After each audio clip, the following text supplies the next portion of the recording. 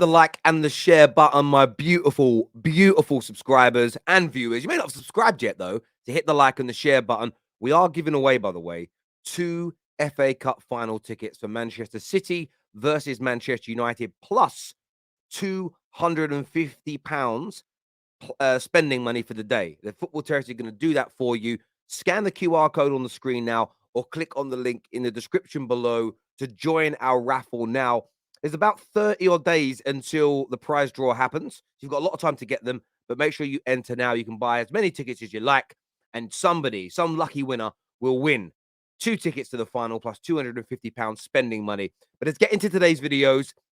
Let's just jump straight into it. Boovie here, talking about the big match tonight. But now, Arsenal Football Club, you know, for a lot of people, the biggest club in London. I love how he's throwing that in. I kind of feel like it's an underhand dig a little bit, if that makes sense. How can you be 8 points clear in the Premier League title race and not win the league? That is not the sign of a big club, in my opinion, and it would be choking if you came second this season. You can't lower your standards. If you had an opportunity to be 8 points clear in the Premier League title race, Arsenal won't get that in the next 10 years. That you will not get that opportunity again in the next 10 years. I don't know about that. I understand the choking element, and I understand that the collapsing and the bottling. Most Arsenal fans have been pretty open this week about it. But I think it's massively disrespectful to Arsenal to say they'll never be in this kind of position again. Last season, everybody said that they would never have an opportunity to get top 4 again in the next decade if they didn't take it. And they were massively wrong about that. So as much as it's fun to shit on Arsenal right now, we have to remain intellectually honest about this. This isn't the last time Arsenal, in my opinion, will be in a title race. People thought that we wouldn't get an opportunity to do anything this season, and we didn't qualify for the Champions League, and we're actually now in a title race.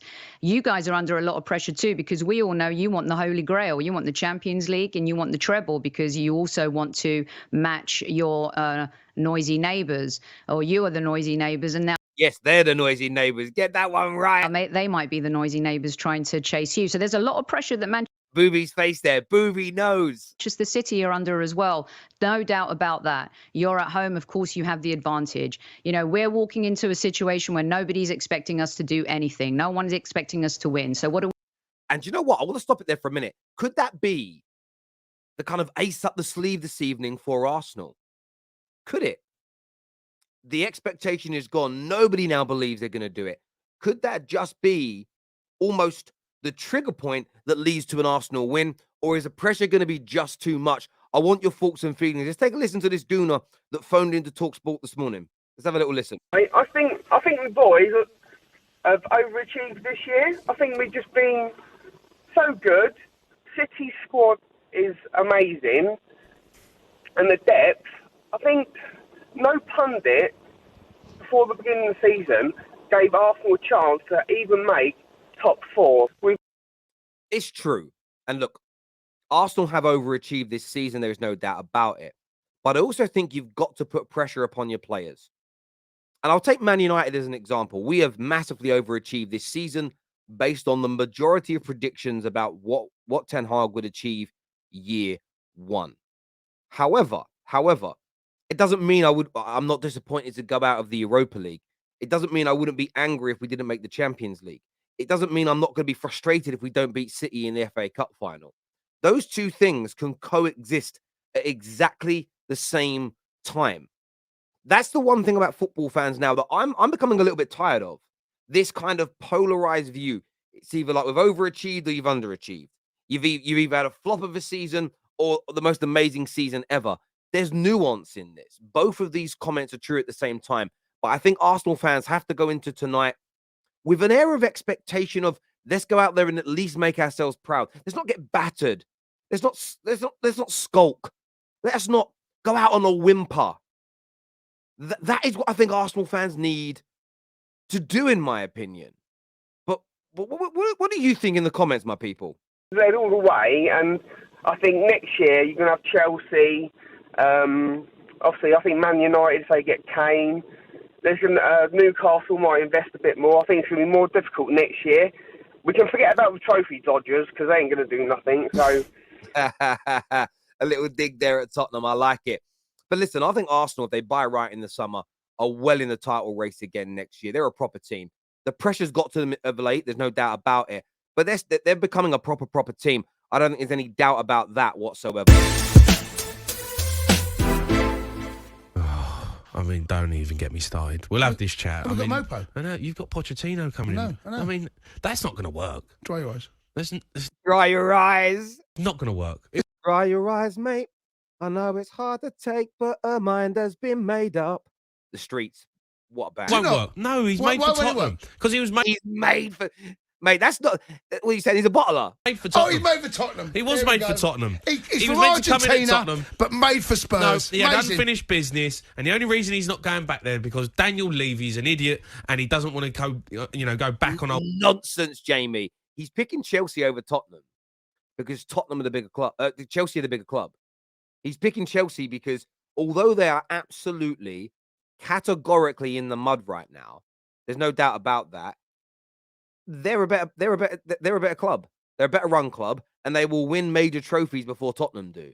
That's why he's picking. Now, there's big questions whether Pochettino is good enough, but this notion that he's going to foul because he's made for Tottenham, I mean, that only makes sense if you're admitting that he's a bottle job manager. So why would you want him anyway? Ground because they fell out when he left. That's the only reason. So that's Mopo's fault, is it? No, it's Daniel Levy's fault. Well, so why is Mopo going to fail at Chelsea? Because he's Spurs. Oh, no! That means, for me, I'm interpreting that as you're saying that he's absolutely trash. Blah, blah, blah, blah, blah, blah, blah.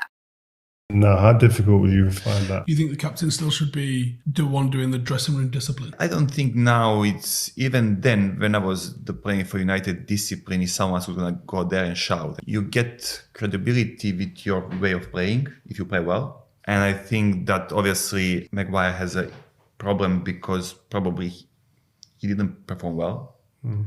And if you don't perform well, it's difficult to say someone what he has to do.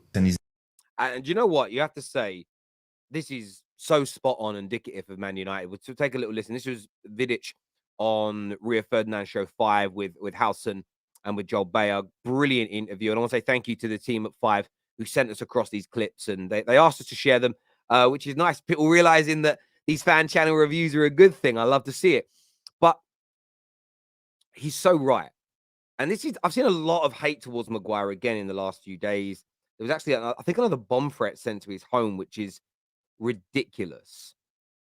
But you gain respect for your quality of performances. And I don't sometimes think Maguire realizes that his biggest issue at Man United is he talks himself up as though he is Nemanja Vidic, he is Rio Ferdinand, he is Jaap Stam, he is Gary Pallister or Steve Bruce. But he just doesn't perform like them. And I think what that does in the dressing room, it makes people, to a degree, laugh at you and definitely not respect you. And I think that's why he's struggling as captain of Man United. It's difficult to gain kind of respect. Mm. It's not nothing against, I'm saying the Maguire now, but in general, any captain has to be first there and has to show example, has to play well, has to run, has to fight for the club, and then everyone else will do it. Vidic is right. One of Man United's best ever captains. There's no doubt about it. Him and Rio, the greatest ever centre-back partnership in the Premier League. They did a three-peat together. They won a Prem Champions League together. They have the record of most games without conceding a goal. You put those accolades together, nobody has achieved what they have achieved. And he's right. And this isn't just a dig at Maguire. This is to anyone that thinks they're going to be the Man United captain. Any player that thinks they're going to be a captain anywhere. You have to be one of the most consistent players, hardworking players.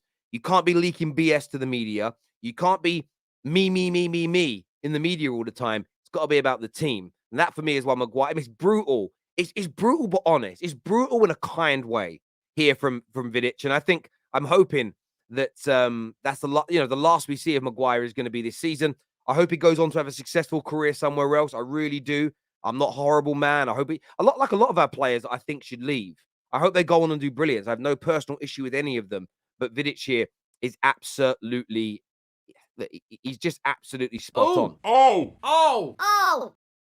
A team that had £500 million of a players on the pitch that brought £200 million of a substitutes on. Ah, he's rattled. He's rattled. Start that again. Simon's rattled. Let's have a little listen. What a wonderful outcome. A team that had £500 million of a players on the pitch that brought £200 million of a substitutes on.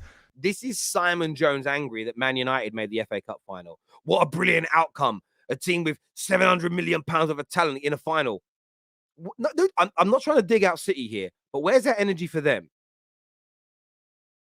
Where's that energy for what Newcastle were doing? They've spent nearly £300 million in 18 months. We're lauding their growth. Man United finding success again, and we're being ridiculed. You go back 12 months where we were 6 years without a trophy, struggling. It was they should be in finals and they should be winning trophies and they should be in the Champions League with what they spend. How horrendous is it that Man United are not there? We make it into the finals, we start winning the trophies, and suddenly it's like, how bad is this for football? The hypocrisy stinks. I can smell that stank breath from here, Simon. Oh, he's sending my cold off again. Beat a side that probably spent 1/6 of that. What a wonderful outcome that was. I wanted Brighton to win. That comes from a position of being a Crystal Palace fan that doesn't have the greatest regard for Brighton. I wanted to win because I think for all the things that are good about football, Brighton are a better side than Manchester United. Then why when Man United were failing? Why when Arsenal were failing? Why this season when Chelsea are failing? Are we not saying this is good for football? Where's that conversation? Maybe I've missed it. Maybe you guys can send me a link. Where was it? Where's the challenge for these people on socials? Where is the challenge on TalkSPORT from Man United fans against this drivel? They come from a better position than Manchester United do at this moment in time, and I wanted them to win. Yeah. And of course, the moment it got into penalties, you kind of feel the writings on the wall because... Not really. Man United had won 1 out of 8 penalty shootouts. Brighton had chances during the game that you need to take in these occasions. Man United had chances in the game. Yeah. You need to take. I felt that the game was okay, but... That's true. As I say, I know it's a facetious point I'm making, but look at it. There's £500 million of players on that pitch from Manchester United, and that's not even their best side out there. Do you know what? It's not a great point. It's an absolute nonsense point. Let's talk about what Ten Hag has done. There's 2 different conversations here. You know, I said earlier, Arsenal can overachieve, but their fans can also be angry and falling away in this title race. You can call out Man United for being run poorly for the last 10 years. You absolutely can. But you can't attribute that to what Erik Ten Hag has achieved year 1. He's had a brilliant first season. I haven't ever seen the money spent before Pep, the money spent before Arteta, the money spent before Jurgen Klopp, ever attributed to them on the football pitch, ever, by a professional pundit. Never seen it. But suddenly Man United start to succeed, and suddenly Man United winning is bad for football. And it should be the Brightons and the Palaces that are winning all these trophies and not Man United. Yet last year we were being ridiculed. You cannot make the hate up. It is absolute madness.